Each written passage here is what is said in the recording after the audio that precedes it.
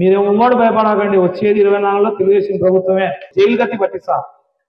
Election commission కు ఫిర్యాదు చేసి నేను డిప్యూటీ కలెక్టర్ సస్పెండ్ చేయించిన. వాలంటీర్ ఏంది ఎత్తి జైల్లో వేపిస్తా. ఇప్పుడు మీ ప్రభుత్వం ఉంది, ఎగురుతున్నారు. రేపు రేపు అంకుశం సినిమాలో రామిరెడ్డిని చూసినారా మీరు? అంకుశం సినిమా గుర్తుందా? రామిరెడ్డిని చూసినారా? ఎట్ట కొట్టారు?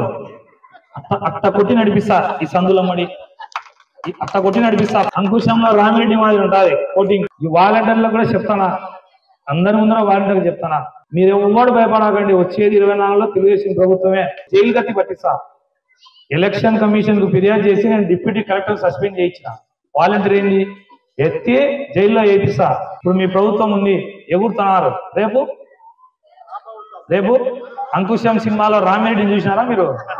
అంకుశం సినిమా గుర్తుందా? రామిరెడ్డిని చూసినారా? ఎట్ట కొట్టారు? అట్ట కొట్టి నడిపిస్తా ఈ సందులమ్మడి, అట్ట కొట్టి నడిపిస్తా. అంకుశంలో రామిరెడ్డి మాదిరి ఉంటుంది కోటింగ్. కరోనా సమయంలో ఈ ఉక్కు ప్రవీణ్ ఎక్కడ ఉన్నాడు?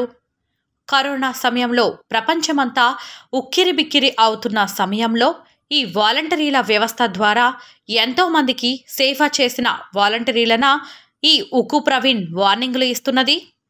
అటు ప్రభుత్వానికి ప్రజలకు మధ్య వారధిగా ఉంటూ ఎన్నో సేవలు అందజేయడంతో పాటు ఎందరో అభాగ్యులకు ఆకలి చావుల నుంచి కాపాడింది ఈ వాలంటీర్ల వ్యవస్థే. అంతేందుకు స్వయంగా ఉక్కు ప్రవీణ్ కుటుంబ సభ్యులకు కూడా కరోనా సమయంలో సేవలు పొందినాడు. ఈ విషయం అవునా కాదా అని ఉక్కు ప్రవీణ్ సమాధానం చెప్పాలి. జగనన్న ప్రవేశపెట్టిన సంక్షేమ పథకాలు ఫలాలు ఎటువంటి ఇబ్బంది లేకుండా ప్రజలకు చేరవేస్తున్న ఈ వాలంటరీ వ్యవస్థ దేశవ్యాప్తంగా ఒక ప్రత్యేక గుర్తింపు తెచ్చుకుంది. ఇలాంటి వ్యవస్థను ఉక్కు ప్రవీణ్ వార్నింగ్ ఇవ్వడం కరెక్టా అని వాలంటరీ తరపున ప్రజలు అడుగుతున్నారు. టీడీపీ అధినేత చంద్రబాబు నాయుడు లాంటి వ్యక్తే వాలంటరీ వ్యవస్థ చూసి భయపడుతున్నట్లే ప్రొద్దుటూరులో కూడా టీడీపీ నాయకులు అందరూ భయపడుతున్నారు అని వాలంటరీ తరపున ప్రజలు చెబుతున్నారు.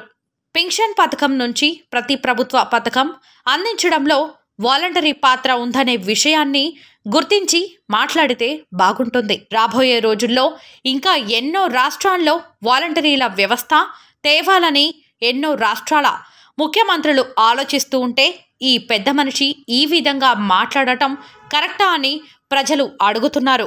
ప్రవీణ్ గారు ఉన్నారు కదా, నిన్న వాలంటీర్లు ఈ విధంగా మాట్లాడారు. అదైతే కనుక మాకు వాలంటీర్గా నచ్చట్లేదు. మేము ఎన్నో సేవలు చేస్తున్నాము ప్రజలకు, మన జగనన్న ఇచ్చినటువంటి సంక్షేమాలన్నీ ఎన్నో చేస్తున్నాము. కానీ మమ్మల్ని ఈ విధంగా మాట్లాడడం మాకైతే నచ్చట్లేదు. ఏదో అంకుశం సినిమా అన్నారు మీరు, నాకు అర్థం కావట్లేదు. అంకుశం సినిమాలో రామిరెడ్డిని కొట్టినట్టు కొడతామంటున్నాడు. రంగస్థలం చూసావా? రంగస్థలంలో జగపతి బాబు ఎలా దాంకున్నాడు, అలా కొడతా, నిన్ను కిక్కను కొట్టట్టు కొడతా. ఏ కుక్కతో పోల్చకూడదు రే, నీకు బాగుండదు. కుక్కకు విశ్వాసం ఉంటుంది, నీకు అది కూడా లేదు రే. చెప్పు తీసుకొని కొడితే నా చెప్పు తెగిపోతుందేమని ఆలోచన చేస్తానా? నీకు నా చెప్పు తగలడం కూడా ఇష్టం లేదు. నోరు అదుపులో పెట్టుకో, ఖబర్దార్. మేము వాలంటరీగా ఉండి స్త్రీలు అమ్మాయి సంక్షేమ పథకాలు ప్రజలకు అందేయడమే మేము చేసిన తప్ప. నిన్ను అడుగుతున్నా ప్రవీణ్, నేను అదే విషయాన్ని అడుగుతున్నా. ఏం తప్పు చేశామని నువ్వు మమ్మల్ని వీధులమ్మడి కొడతానంటున్నావు? అదే డాక్రా మహిళల గురించి కూడా అంటున్నావు. నీ భార్య కూడా డాక్రా మహిళనే, అది తెలుసుకో. మేము ప్రజలకు ప్రతి సంక్షేమాలు అందిస్తున్నాం. ఇంట్లో ఒక పెద్ద కూతురి మాదిరి, మనవరాలు మాదిరి, మనవని మాదిరి. నువ్వేమన్నా అలా చేశావా ప్రజలకు? నువ్వు ఏ విధంగా మమ్మల్ని అంటున్నావు వీధులమ్మడి కొడతానంటున్నావు? నిన్ను కొట్టలేమనుకుంటున్నావా? మేము 2024 వస్తే నిన్ను కూడా కొడతాం, వీధులమ్మడి ఈడ్చి కొడతాం. తెలుసుకోని మాట్లాడు. మేము వాలంటీర్లుగా ఉండడము నీకు నచ్చలేదా? మేము వాలంటీర్లుగా ఏం తప్పు చేశామని నువ్వు ఈ విధంగా మాట్లాడుతున్నావు? నువ్వు ఇంతకుముందు ప్రజలకు ఎటువంటి సేవ చేయలేదు. మేము ప్రజలకు సేవ చేస్తుంటే ఓర్చలేని తనంతో నువ్వు ఈ విధంగా మాట్లాడుతున్నావు. అంతకు తప్ప నువ్వేం చేయలేవు. నువ్వు చేతగాని వాడివి. నిన్ను చెప్పుతో కొట్టాలనిపిస్తుంది నా కుక్క. నిన్ను చెప్పుతో కొట్టి కొట్టి మాట్లాడాలనిపిస్తుంది. విలువ లేదా? ఆడపిల్లలంటే నీకు విలువ లేదా? నిన్ను కనింది కూడా ఒక ఆడదాన్ని, తెలుసుకోరా. నీతో సంసారం చేసేది కూడా ఒక ఆడదే. ఆడదాని విలువ తెలియని నా కొడుకు నువ్వేందిరా మాట్లాడేది? అసలుకు నీ గురించి ఏం తెలుసని మాట్లాడుతున్నావు? నిన్న పొద్దు మీ అమ్మ అదే విధంగా అనుకోలేదే కనాలని. కనింది కాబట్టి నువ్వు మోగానిగా ఈ పొద్దు మాట్లాడుతున్నావా? నువ్వు మాట్లాడాకో, నోరు మూసుకో. నువ్వు ఈ పొద్దు ఇన్ఛార్జ్గా వచ్చినందువల్ల నీకు పెరిగిపోయిందా కొవ్వు మతము?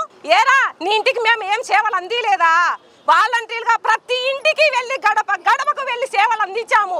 పొద్దున్నే 5కే లేచి వెళ్ళి పింఛన్ ఇచ్చాము ప్రతి మహిళకు. తెలుసా నీకు? ఏం చేయలేదని నువ్వు మాట్లాడుతున్నావు మా గురించి. అమ్మఒడి అంటూ మేము ఈవీస్ నేస్తాలంటూ ఎన్ని సంక్షేమాలు అందించాము. రైతు భరోసా తీసుకునే గుర్తుందే నీకు? కుక్క నీకు రైతు భరోసా వచ్చిందా? తెలుసా నీకు వచ్చినది? నీ ఇంటికి మేము రాలేదా వాలంటీర్లుగా? ఆ పొద్దు ఎక్కడ పడుకున్నావు నువ్వు? ఎక్కడ పడుకున్నావు నువ్వు? ఆ పొద్దు కుక్క. నీ భార్య కూడా ఆసరా తీసుకునిందిరా. నీ భార్యను అడుగు పక్కనుంటే నువ్వు నీ భార్యతో నిజంగా సంసారం చేసింటే. ఎక్కువ మాట్లాడాకు, చెప్పుతో కొడతా నిన్ను. నీ చేత కాదు, ఈడ్చి కుక్క